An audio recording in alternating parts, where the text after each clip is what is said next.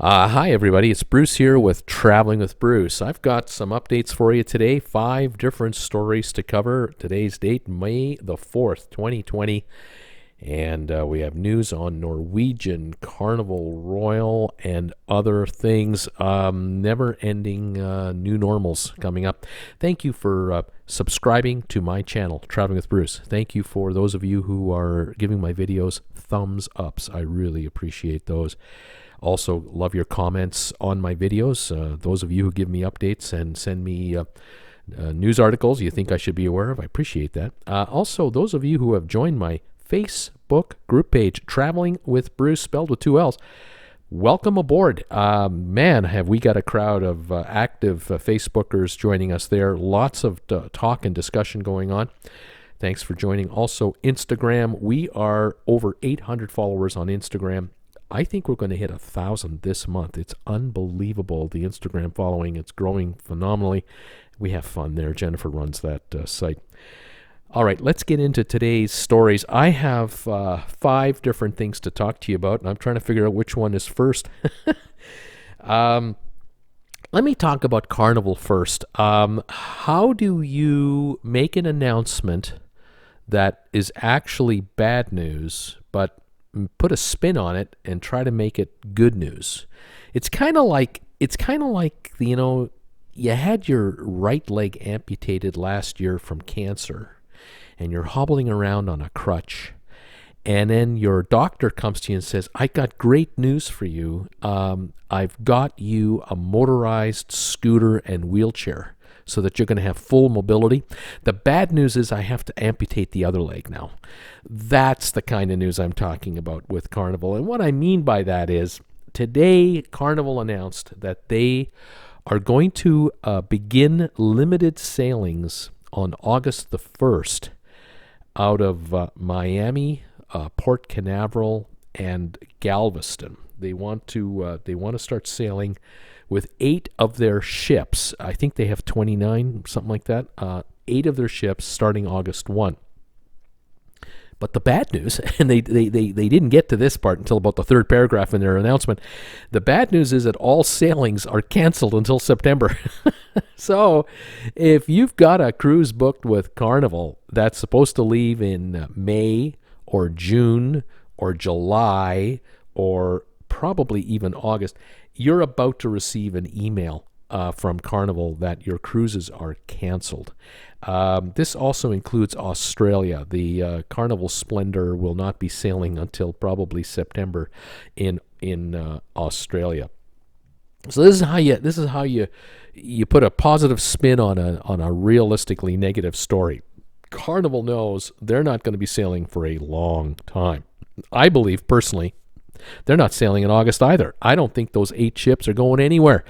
The CDC has made it so impossible and so onerous on the cruise lines, they can't even repatriate American crew members back to the United States. So how in God's green earth will Carnival sail anyone anywhere out of a U.S. port starting August 1? I don't see it.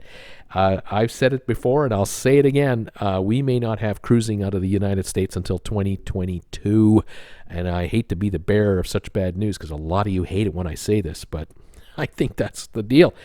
So that's the Carnival story part 1. Carnival story part 2. This has been out now a couple of days. This hit Thursday or Friday, just before the weekend, and we're going to hear a lot more about this in the next 10 days. The U.S. Congress, which is dominated by the Democrats and Nancy Pelosi, they have a number of different committees, one of which is the Transportation Committee, and the Transportation Committee has called onto the carpet Carnival Corporation, Cruise Corporation, which runs 9 different cruise lines. They want them in front of the cameras on the carpet to talk to them about how they handled the virus situation, because a lot of people got the virus, went on cruise ships, and some have died, and they want to talk about how Carnival handled the virus from January to now. In other words, there are congressmen that want to get FaceTime and airtime in front of cameras, and they need someone to blame. They can't haul in administration officials and rake them over the coals because the administration won't allow any officials to appear at congressional hearings. You heard that one before? So if you can't bring in top officials from the administration to ask them how they handled the virus, what you do is you go after someone you can bully around and bully about, and that would be, in this case, Carnival Cruise Lines. Why aren't they hauling in Royal Caribbean and Norwegian and Disney and MSC and all the other lines? Because Carnival is the big one, and in the mind of the average voter, Carnival is a recognizable name. So why don't we haul those guys in, give them a hard time, make them squirm a little bit, and we'll score some political points. Will it solve anything? No. Will it make cruising better for Americans and worldwide travelers? No. Will it start cruises earlier? Absolutely not. There is no way these hearings will be good for the marketing department of any cruise line out there to get cruisers wanting to cruise sooner, and there won't be any cruise ports in the world that will want more cruising to start sooner because of these hearings. It'll all be negative. So get ready for a lot of promotion, a lot of hype, a lot of press coverage of these hearings when they start in the next 2 to 3 weeks, and then watch the coverage for yourself and just watch the slaughter take place on live American television. Good viewing. There you go. Okay, third story. Norwegian Cruise Lines. They are continuing to refinance themselves to survive. I've talked to you folks about how they raised $1.5 billion in cash about 2 months ago, a month and a half ago. Then they raised $368 million last week from Germany when Germany helped them refinance some of their ship debts.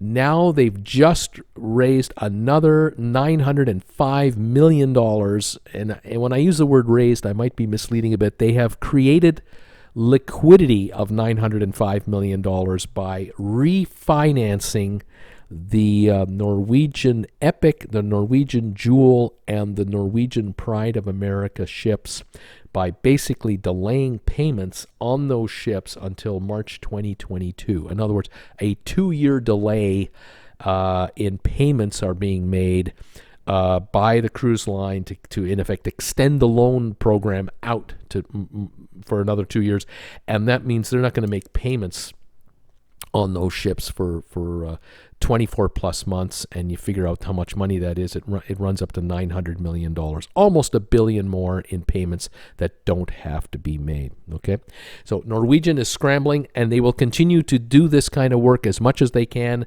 until they have to cave and go to the public markets. They're hoping not to have to go to the public markets. I know that in today's public market, this being May the 4th, 2020, the cruise lines are getting shellacked in price right now. The shares of Royal Caribbean just a week ago were almost $50 a share. They're back to $39. Norwegian got into that $17 range. They're back to $13.60. Carnival, it was as $17-18 a share, now back to $13 a share. So I think they're going lower rather than higher in the near term, but that's again just me seeing the writing on the wall as these cruise lines are owning up to the fact that every couple of weeks, well, we're not going to be back now until June. Well, we're not going to be back till July. Actually, we're not going to be back until August. Well, yeah, just watch this go and go and go. Another story that I wasn't going to talk about, but I'll mention it quickly. Holland America, which is owned by Carnival, they announced Friday night that they are going to be giving away free drinks on board all of their cruises. No gratuities charged to passengers on the daily gratuity fee. Free specialty dining is being thrown in, and other freebies if you book a cruise between now and the end of July for 2020-2021. I can tell you, go ahead, book all you want for 2020. You're probably not going 2021. I don't know. I'm not sure if those will even happen. I think they're even talking 2022 sailings where you can book now for up to 2022. So it'll be interesting to see how this one plays out. This, to me, only the beginning of many more of these offers. This is going to become normal. The new normal we talk about, this is part of it.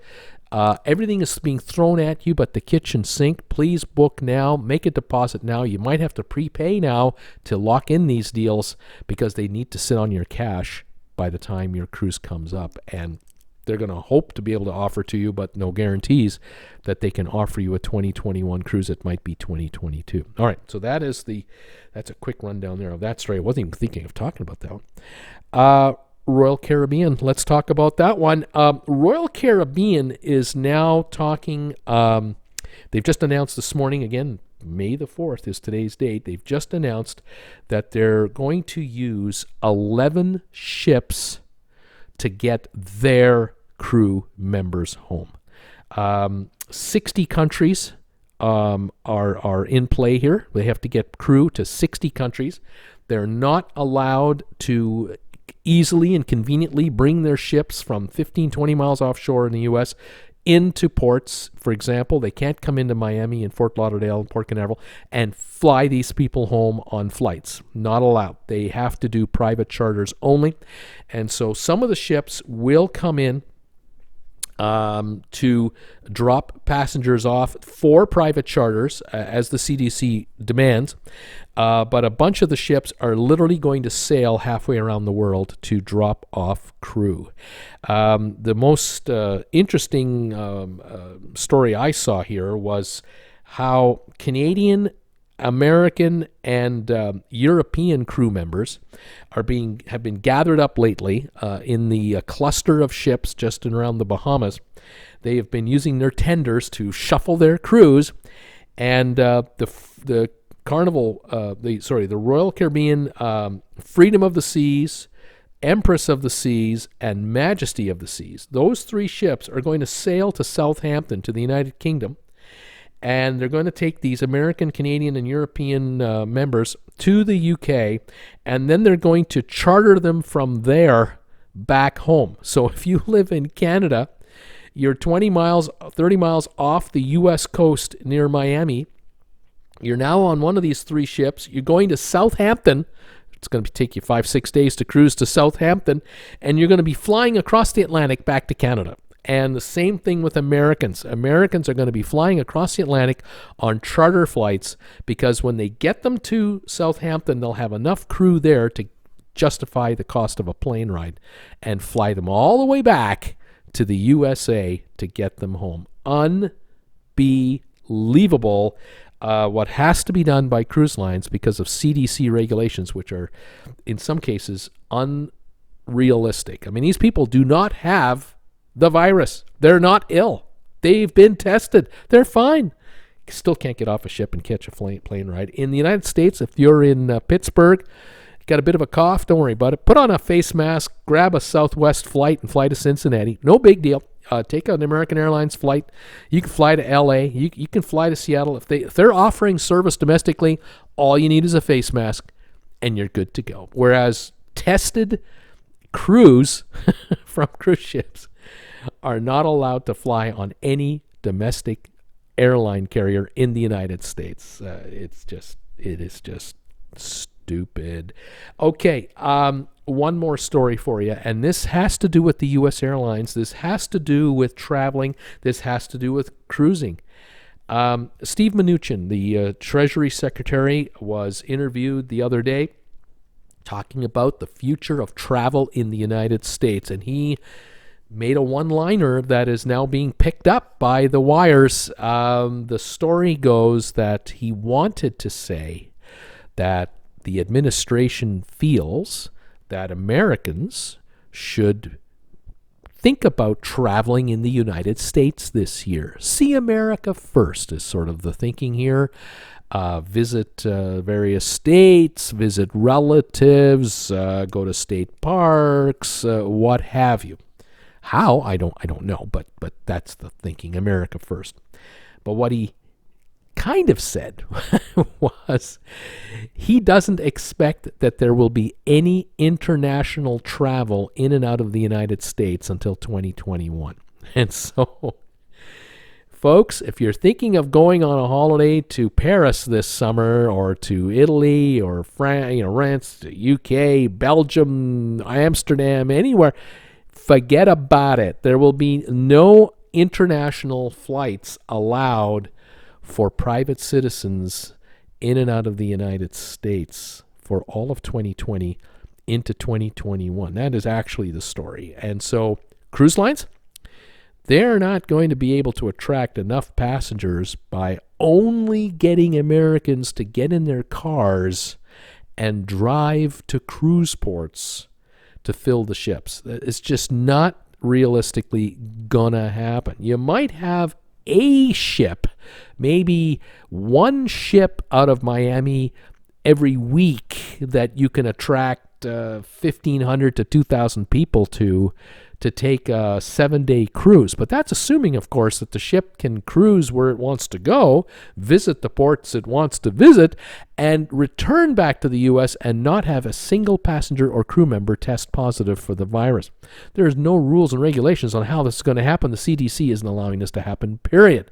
So I don't know how that's going to work. But if there is zero chance of flights in and out of the United States until 2021 already, in the administration's mind that is talking about reopening everything, there is no way that there will be cruising like we are used to seeing cruising anywhere. We already know Alaska's out. Now we know the Maritimes into Canada, New England, that's out for the summer.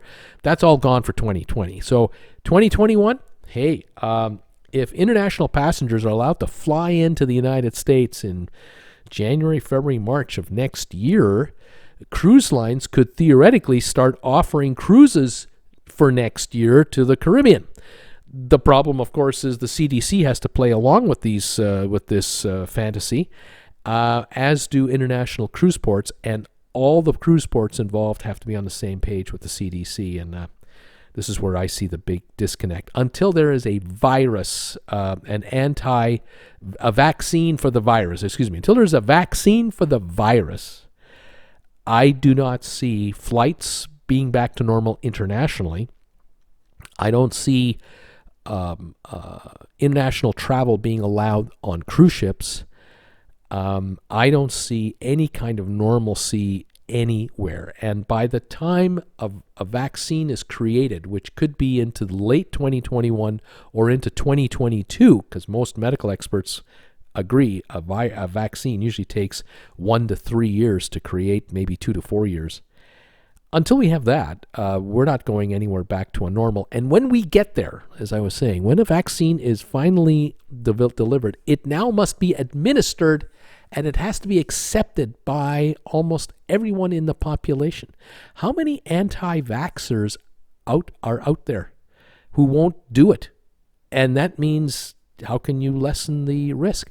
You're going to have some sort of verifiable ID that proves without a shadow of a doubt that you have been vaccinated to the authorities to be able to take a plane ride, a cruise, any kind of vacation, overseas. I domestically, it's another matter, but overseas, people coming in, people going out, this is the big mystery. I don't know how this is going to happen. The other thing, of course, I wonder about is because right now we are seeing major disruptions in supply chains across the economies of the major world. The top 20 industrialized countries of the world are now beginning to see the beginning of the breakdown of supply chains. In the United States, for example, we've noticed that certain companies have declared bankruptcy already.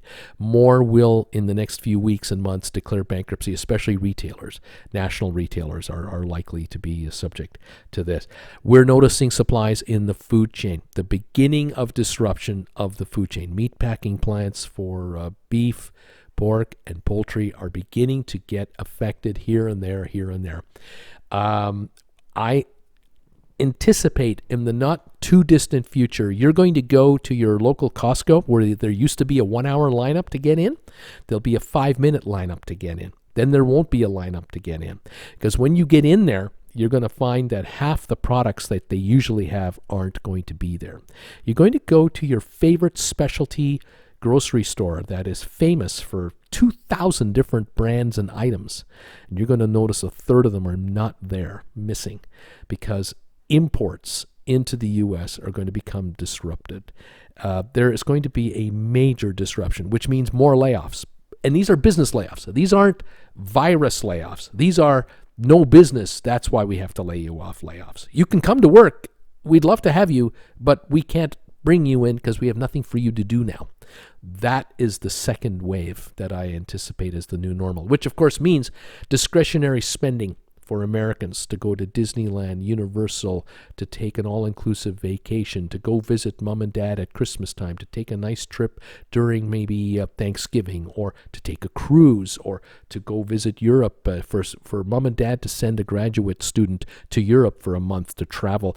These discretionary expenditures are at risk. That new car you've wanted is going to be a new used car that you're going to have to utilize, or keep the old one running another couple of years.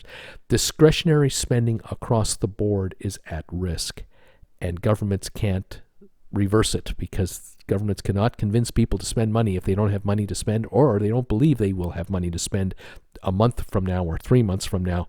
If they feel in the next 3-6 months they might be laid off and let go, they're not going to make 5-year commitments on car loans or buy things such as a luxurious cruise, whether it's a 3-day cruise, a 7-day cruise, or a 2-week cruise, to anywhere. And this is where I see a continued deterioration of the overall economy. Anyway, that's me ranting on. I have said my piece.